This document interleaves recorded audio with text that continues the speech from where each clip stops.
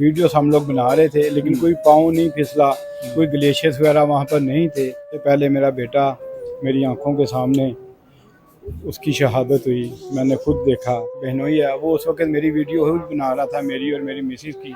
और उसी दौरान वो बर्फ़ानी पीस जो है वो हम पे गिरा और उनकी हलाकतें हो गई। वहाँ से एक आबशार ऊपर से नीचे गिर रही थी, ठीक है। तो वहाँ पर हम लोग वीडियोस वगैरह बना रहे थे। कोई कुदरती तौर पर ऊपर से कुछ ग्लेशियर का कोई पीस गिरा और वो हमारे ऊपर आ गया। अस्सलाम वालेकुम नाज़रीन, मैं हूं एडी मलिक और मुगलफुरा की फैमिली जो सैरो तफरी के लिए नारान का गान जाती है और हादसे का शिकार हो जाती है। इस बदकिस्मत फैमिली के साथ मैं मौजूद हूं कि इनसे जानते हैं कि किस तरह से ये हादसा पेश आया और इस हादसे में जो इनके 3 प्यारे थे वो जाँ बहक हो गए हैं। इनसे सारा मामला जानने की कोशिश करते हैं कि कहाँ पर ये वाक़या पेश आया और ये जो बर्फ़ानी तोदा गिरने की जो खबरें गर्दिश कर रही हैं इनमें कितनी सदाकत है या फिर असल में मामला कुछ और था। अस्सलाम वालेकुम सर। वालेकुम अस्सलाम। सर बताइएगा कि ये हादसा जो आप लोगों के साथ पेश आया है ये किस तरह से हुआ और ये कहाँ पर ये हादसा पेश आया? ये नारान का इलाका है जी, सोनी। सोनी के नाम से एक कस्बा है, वहाँ पर 2 झरने हैं। ठीक है। एक को आबशार कहा जाता है और एक को सोनी झरना कहा जाता है। ये हम लोग सोनी झरने के पास थे, बल्कि सोनी झरने के अंदर थे। वहाँ से एक आबशार ऊपर से नीचे गिर रही थी, ठीक है। तो वहाँ पर हम लोग वीडियोस वगैरह बना रहे थे। तो ये एक बर्फानी तोता जो है ये हमारे ऊपर आ गिरा। अच्छा, हमें ये बताया कि ये जो खबरें कुछ सोशल मीडिया पर गर्दिश कर रही हैं कि जी सेल्फी बना रहे थे तो पाँव फिसलने से ये हादसा हुआ, इसमें कितनी सदाकत है? जी ये बिल्कुल झूठ है। वहाँ पर वीडियोस हम लोग बना रहे थे, लेकिन कोई पाँव नहीं फिसला, कोई ग्लेशियर्स वगैरह वहाँ पर नहीं थे। ठीक है। ये कोई कुदरती तौर पर ऊपर से कुछ ग्लेशियर का कोई पीस गिरा और वो हमारे ऊपर आ गया। और बाय चांस उसकी सारी वीडियो मेरे पास है। अच्छा। मेरा ताहिर भाई जो मेरा बहनोई है, वो उस वक्त मेरी वीडियो बना रहा था, मेरी और मेरी मिसेस की। और उसी दौरान वो बर्फ़ानी पीस जो है वो हम पे गिरा और उनकी हलाकतें हो गई। यानी कि जब आप लोग वीडियो बना रहे थे उस वीडियो की रिकॉर्डिंग में वो तोता गिरते हुए नजर आ रहा है? जी काफ़ी हद तक वो नज़र आ रहा है कि ये एक्सीडेंट कैसे हुआ, और वो काफ़ी हद तक नज़र आ रहा है। तो सर इस एक्सीडेंट के बाद ज़ाहिर बात अफरा तफरी मच गई होगी, तो रेस्क्यू ने किस तरह से आप लोगों को रेस्क्यू किया? रेस्क्यू को कॉल किया, रेस्क्यू का कॉल करने के बाद हमने वहाँ पे उनका इंतज़ार नहीं किया।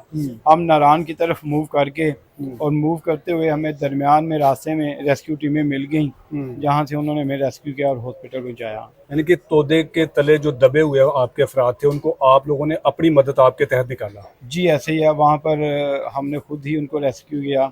वहाँ पे कुछ लोग और सियाहती अफराद थे जो सियाहत के लिए आए थे, ठीक है। उन्होंने और हमने खुद मिल के उनको वहाँ से रिकवर किया। रिकवर करने के बाद एक लोकल पिकअप थी, उस पिकअप में उनको डाला और पिकअप को डालने के बाद हम नारान की तरफ मूव करके कि शायद कोई इनमें से बच जाए, ठीक है। लेकिन हम उन्हें नहीं बचा पाए। अच्छा, इनमें 3 अफराद की हलाकत हुई है, ये तीनों में से आपके इनके साथ क्या ताल्लुक था, क्या रिश्ता था? तीनों में एक मेरा बेटा था, अतीब शफीक वो मेरा बेटा था, ताहिर महमूद वो मेरा बहनोई था, और अबू बकर वो मेरा भांजा था। ये आपके 3 अपने अपने बेटे समेत बहनोई और भांजा जो है वो उस तोदे तले दब गए थे? जी ऐसे ही है। ये तीनों ही अफराद तोदे तले दबे थे कि और भी कुछ लोग नीचे आए थे? जी इनके अलावा भी 4 लोग नीचे आए थे। उनमें मेरा एक बेटा है, एक मेरी बेटी है और एक मेरी भांजी है और एक मेरी सिस्टर है। ये सब लोग उसके नीचे आए थे और ये खुशकिस्मती से बच गए? ये खुशकिस्मती से बच गए और इनको हमने बरवक्तली निकाल लिया। इनकी ज़िंदगी बच गई, लेकिन छोटी छोटी चोटें आई हैं। शफीक साहब, कितना टाइम लगा था अपने बच्चों को, भाई को, बहनोई को वहाँ से नीचे तोदे से निकालते हुए? तकरीबन 10 से 15 मिनट का टाइम हमें लगा था इन सबको रेस्क्यू करने में, उस वहाँ से निकालने में। और 10 से 15 मिनट में हमने इनको निकाल लिया। वहाँ पे जो कुछ लोकल लोग थे वो दरख्त वगैरह काट रहे थे, उनके पास कुल्हाड़ियाँ थी, बेलचा था, तो वो उस कुल्हाड़ी की मदद से और बेलचे की मदद से हमने फिर वो ग्लेशियर को तोड़ा और तोड़ के इनको रेस्क्यू किया। ये बर्फानी तोदा था कि मिट्टी का कोई तोदा था? नहीं ये बर्फानी तोता था। अच्छा, वो किस तरह से गिरा या फिर वहाँ पर कुछ काम हो रहा था क्या? नहीं कुछ नहीं हुआ, वो नहीं पता चला वो कैसे वहाँ पे सर्कल करके आया, हाँ। वहाँ पे आगे कैसे गिरा, उस पीछे से उसकी कुछ नहीं समझ आई। बस जब वो गिरा है देन हमें पता चला कि ये हम पे गिर गया। आप भी समझते कि ये जो रेस्क्यू टीमें वहाँ पर बरवकत पहुँच जाती, उनको रेस्क्यू करती, तो हो सकता है कि तीनों में से कोई एक जो है वो आज आपके दरमियान होता? नहीं, ऐसा नहीं था, मौके के ऊपर ही तीनों की हलाकत हो गई थी। सबसे पहले मेरा बेटा मेरी आंखों के सामने उसकी शहादत हुई, मैंने खुद देखा। जैसे ही वो पहले सबसे पहले उसको हिट करता, जैसे ही उसको हिट करता वो फौरी उसकी दोनों टांगें टूट जाती हैं और उसके बाद हेड इंजरीज होती हैं और वो मौके पे ही। कितनी उम्र थी आपके बेटे की? 22 साल उम्र थी उसकी। और जो भांजा? भांजा मेरा 13 साल का था। तो उनके भी इसी तरह जिस्म की हड्डियाँ टूट गई थी? जी, उनकी भी हड्डियाँ टूट गई थी। तो फिर वहाँ से मैयतों को इधर लाहौर तक लाने में आपकी किसी ने को मदद की, पंजाब गवर्नमेंट ने या केपी गवर्नमेंट ने? नहीं जी, ना तो पंजाब गवर्नमेंट ने कोई फैसिलिटी अवेल की, ना केपी की गवर्नमेंट ने की, नारायण की एक एनजीओ थी, अब मुझे उसका नाम भूल गया, लोकल एनजीओ थी। ठीक है। उन्होंने मानसहरा तक हमें फैसिलिटी अवेल की ड्रॉप करने की, ठीक है। एम्बुलेंस दी और मानसहरा से फिर हमने अपनी प्राइवेट एम्बुलेंसेस की जिसको हमने खुद पे किया और पे करने के बाद हम उनको यहाँ पर लाहौर ले आए। और सर आपको याद होगा भी एक महीना नहीं गुजरा शायद, गुजरात के 4 नौजवान हुंजा की तरफ गए थे, उनकी गाड़ी नीचे गिर गई थी। 8 दिन बाद उनकी मैयतें जो है वो उनके अपने गांव तक पहुंची, अहले खाना तक, लेकिन उनको ढूंढने में बड़ी मुश्किलात का सामना करना पड़ा इंतज़ामिया की तरफ से भी, लेकिन वहाँ की इंतज़ामिया ने उनके साथ बड़ा अच्छा कोऑपरेट किया। आपकी बात सुनकर मैं बड़ा हैरान हूँ कि ना पंजाब गवर्नमेंट ने आप लोगों के साथ किसी किस्म का कोई तावन किया और ना ही केपी गवर्नमेंट ने। जी, वो बस ऐसे ही है, उनकी कोई अप्रोच होगी, उनके कुछ मामलात होंगे, वहाँ तक गवर्नमेंट पहुँच गई, वहाँ तक गवर्नमेंट ने या उन लोगों की रसाई हो गई। यहाँ पर तो ऐसा ही सिस्टम है, जिसकी अप्रोच हुआ है या जिसकी रसाई है उसकी बात सुनी जाती है, बाकी आम आवाम तो इसी तरह ही है। सर बहुत सारे लोग आपको सुन रहे होंगे, आपको देख रहे होंगे, आपकी तरह वहाँ पर जाने के ख्वाहिशमंद होंगे या कुछ लोग वहाँ पर होंगे, क्या उनको मैसेज देंगे कि अगर खुदा न खास्ता कोई हादसा पेश आ जाता है तो फिर उसके बाद रेस्क्यू आपको कोई नहीं करेगा, आपने खुद अपनी मदद के तहत ही जो कुछ करना है? जी, बेहतर यही है इंतज़ामिया का इंतज़ार ना करें, क्योंकि वहाँ पर रास्ते कुछ इस तरह के हैं और डिस्टेंस मेन शहरों के काफ़ी दूर हैं, तो रेस्क्यू टीमें बर वक्त नहीं पहुँच सकती, ये मुमकिन नहीं है।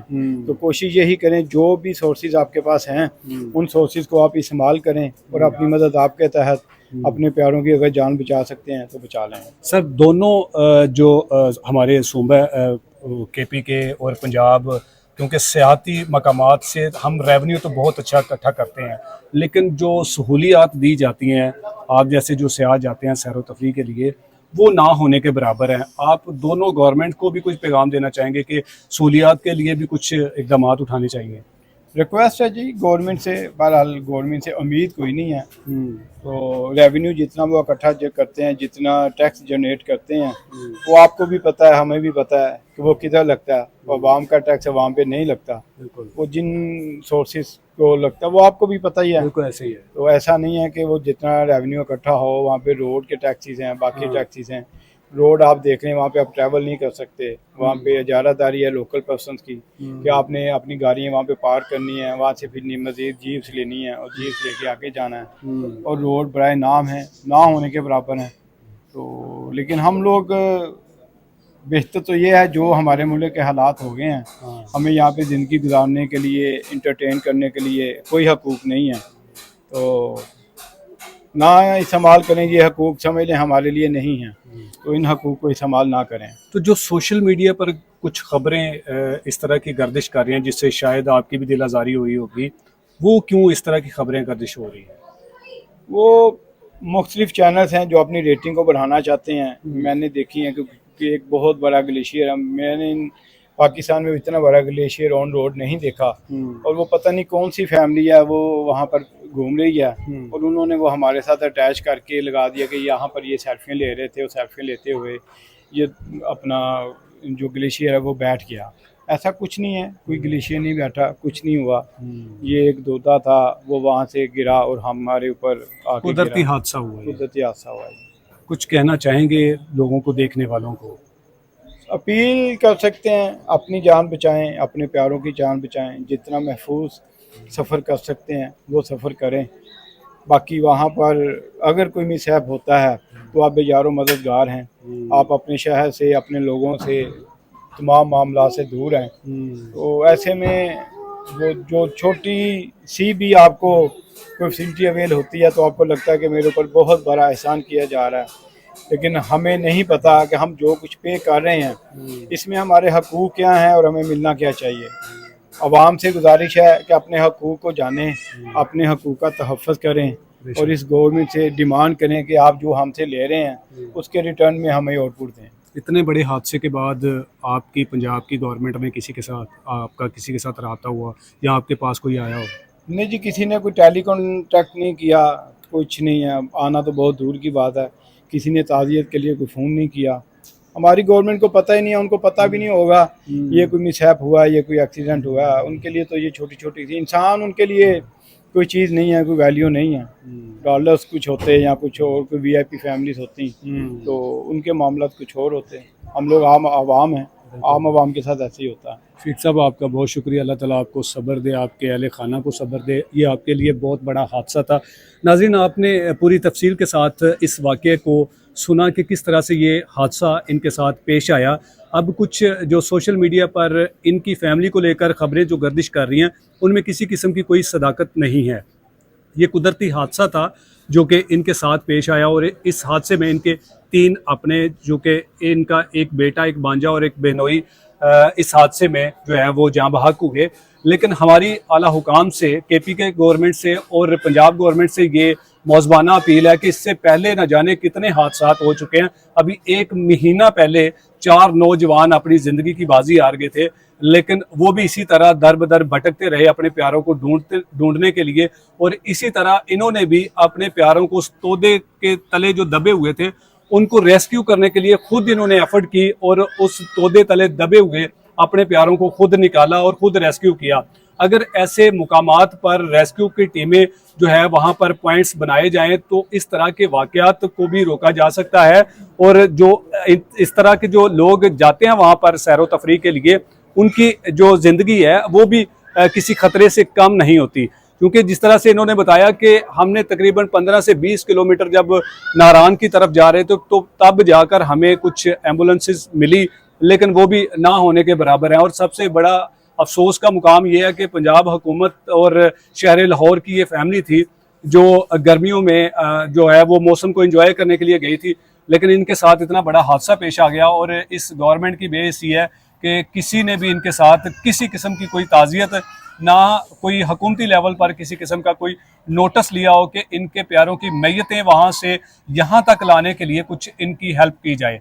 तो ये बेबसी है हमारी हुकूमत की, हमारे लोगों की, कि हम पर इस तरह के हुक्मरान जो है वो मसलत कर दिए गए हैं। लेकिन असल में हमारा भी कसूर है कि उनके हम चाहते कुछ और हैं और हमारे साथ होता कुछ और है। बाकी आप तमाम देखने वालों से गुजारिश है कि ऐसे इलाकों में जाने से पहले हिफाजती जो तदाबीर होती हैं उसको साथ लेकर चला करें, क्योंकि ऐसा ना हो कि आज इनके साथ इस तरह का वाक़या कुछ पेश आया तो आइंदा आप लोगों के साथ कोई इस तरह का वाक़या ना पेश आए। इजाज़त चाहूँगा अल्लाह ने के बाद।